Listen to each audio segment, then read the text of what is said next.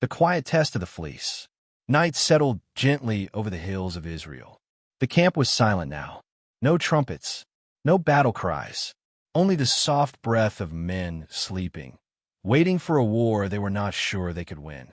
Beyond them stood an army of Midianites, countless as locusts, ruthless as drought. And at the edge of the camp stood Gideon. God had called him mighty warrior, but Gideon still felt like the man he had always been, the one who threshed wheat in hiding, the one who questioned quietly while others boasted loudly. He knelt and laid a fleece of wool upon the ground. "Lord," he whispered into the dark, "if you will save Israel by my hand, as you have said, let the fleece be wet with dew and the ground around it dry." No thunder answered. No voice spoke. Morning came. Gideon rose and lifted the fleece. Water poured from it, enough to fill a bowl. The ground around it was dry as dust. His heart pounded. Still, fear lingered. Not disbelief, but awe. And awe can be just as frightening.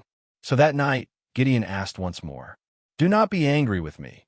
Let the ground be wet and the fleece dry." Again silence. Again dawn. The earth shimmered with dew. The fleece lay dry in his hands. That was enough.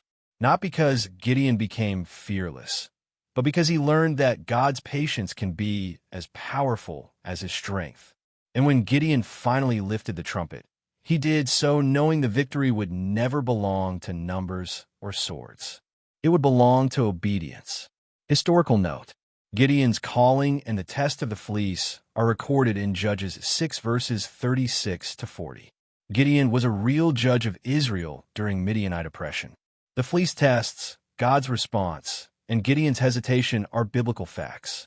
This retelling expands the emotional setting and internal struggle while remaining faithful to the scriptural account.